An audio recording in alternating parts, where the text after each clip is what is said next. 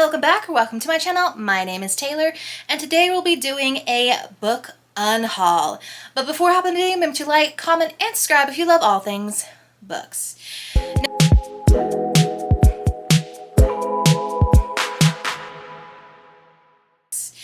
Now, if I haven't said it on this channel, I do plan on moving next year, which means that, well, I won't tell you where I'm planning on moving, but it's looking to be a big move and I don't want to be taking all these books with me. So every quarter or so, I am going through and unhauling and decluttering things throughout my space and life, and that includes books. So my goal is usually somewhere between 5 and 10 books. This time we've hit 10 books, and you'll see a theme amongst the books that I'm getting rid of because as I go on through my adult reading journey, I'm discovering a little more about my reading taste. But yeah, there's various reasons as to why I'm getting rid of some of these, and I'll hop into it. But if you're curious, sometimes I sell these online. Most of the times I just take them to like Mr. K's or my local like thrift books and stuff like that, and turn them in for credit that I will never use, but my family and friends love it, because, you know, I just tend to like to buy my books new or just read the e-copy, you know, or listen to the audiobook, or go to the library. I don't tend to buy books from like secondhand books. So, I mean, not saying that I don't, I just don't tend not to, but my friends and family love it. But let's go ahead and hop into the 10 books that I'm getting rid of. Alright, so the first 2 books you'll start to see a theme. I have just come to the conclusion after many, many years, not saying that I'm completely against vampire romances. It's just that oftentimes vampire romances, especially with vampires at the center of the story, I found that I do like stories that feature vampires, but usually only if the vampire is not the featured character, then that's the case. But vampires at the center of the story, not usually my vibe. Now, I did really like My Roommate is a Vampire by Jenna Levine, and this is a series of interconnected standalones. However, there are some things that happen in here that inform you as to what happens in here as well as the next book.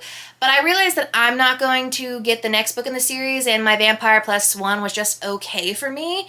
And while they're cute little fun little like vampire rom-coms, usually don't get the rom-com with a vampire, it's usually a darker, grittier story. I just haven't had much of a desire to keep them on my shelves, especially if I don't plan on finishing out the series. So, next up, X's and Foes by Amanda Woody. This is a YA queer friends to enemies to lovers rom-com emotional romance situation. It is good for what it is. It just isn't something that stands out to me, and when I go to recommend books, like when I do my annual queer book recs, or when I recommend like Love Triangle or Friends to Lovers, this isn't the top of mine. And oftentimes I really only keep a book that's just sort of in the middle 3 to 4 star range for me, if it in fact either had something really unique about it, or if it is something that is a standout recommendation for me. And this just isn't it. But it does feature a lot of asexual and multisexual representation in here.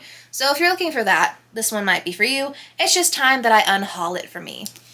Then I have had How It Went Down on my TBR for a couple years right now. And no matter how many times I've gone and picked it for a prompt, it just hasn't been a book that I have either gotten to or eventually wanted to read. It just isn't a book that is a standout read for me right now, and like I had a chance to pick it for this last month's TBR and I didn't. I'm not one who likes to read a lot of super emotional, like sad, dark stories, and that could be why.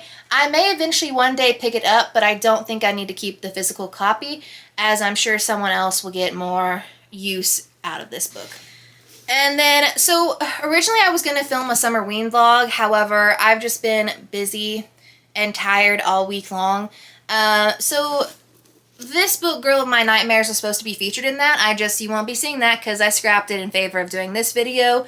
Girl of My Nightmares and Anna Dressed in Blood. This is a YA horror duology following a teenage ghost hunter who's on the search to take down the infamous Anna Dressed in Blood. And then in the sequel you find about the fallout of what happened in his original attempts. Both of these books are a good, like, 3.5 star. If you like that YA, spooky, give you some sort of Nancy Drew sort of vibes, this one might be for you. It's just there's nothing spectacular or standout about these books for me, as well as I was reading these, I just wasn't as invested in the characters or relationships as I thought it would be. And I also feel like the end of Girl of My Nightmares wasn't as satisfactory as I would have liked it, especially since this is concluding the overall Anna series for me. So, but if you're looking for YA and spooky, maybe that's up the alley for you.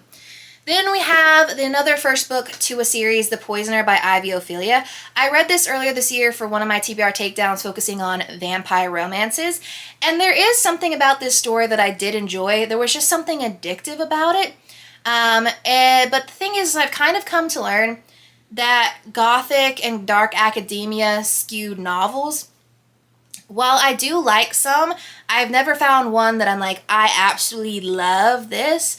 Like, I think my favorite gothic series is the Belladonna series by Adeline Grace, and I wouldn't say that is a god tier series for me. I think it's just going to be in the tier below.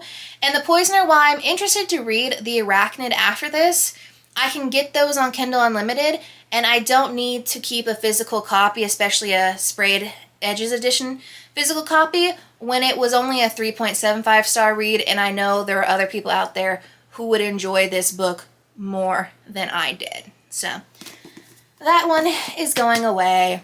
Then we have our only DNF so far this year, but you never know. To Cage a Wild Bird by Brooke Fast, and yes, this is the Sprayed Edges special edition.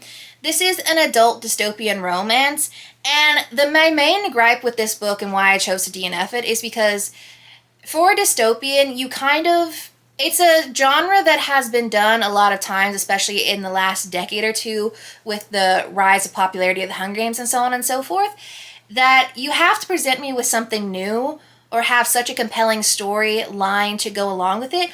And I kind of felt like a lot of the storylines that were being utilized in this book were kind of rinse, repeat, recycle of other stories like The Hunger Games or Shatter Me. And I had already read Daggermouth earlier this year, which is a dark dystopian romance that I enjoyed way more than this. And I also feel like the enemies to lovers plot line wasn't really enemies to lovers enough for me, because that enemies was like 0.2 seconds of enemies, and then they kind of went into the lovers area. Plus, the ending in itself, I've Googled what the ending was, and I'm like, that was so predictable. I saw that coming from a mile away. So, to me, it's not necessarily something that I would read, but if you're someone who really likes dystopian romance, I do think it kind of fits the vibe of the genre. It's just not a genre that piques me enough that, I want to keep this one that I DNF, so. Next up is a first book in a series, again, Spark of the Everflame. So I bought this back when they were doing traditional publishing of the books, or getting trad pub, and they were releasing them in the hardcovers. They have since, now they're all only really available in paperback. I'm sure I could get the hardcover somewhere if I really wanted to. However, I didn't love the first book enough to want to keep the series physically, and I can read pretty much all of them on Kindle Unlimited, and I've kind of soft DNF'd Glow of the Everflame last year. So the question of will I continue this series is still up in the air. I'm leaning more towards yes, maybe yes, rather than maybe no. But we'll see. Either way, I know a lot of people love this series, and I'm probably looking for the OG hardcovers, and I can just give this off to a new home that will value it more.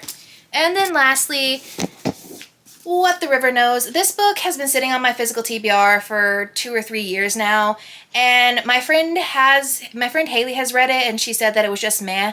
And while the premise is something that would definitely be up my alley, it's been picked for multiple TBRs in the past, and I just haven't read it, and I keep staring it down on my TBR like, do I actually want to read this series? My interest in it at the beginning of when I originally bought it has waned a lot, and I can also get it on Kindle Unlimited as far as I know. And I know that I'm pretty sure this has been out long enough that this book and the second book are now pretty much only available in paperback, so I wouldn't have matching covers either way. So that is the final book that I am unhauling from my physical TBR / my physical book collection.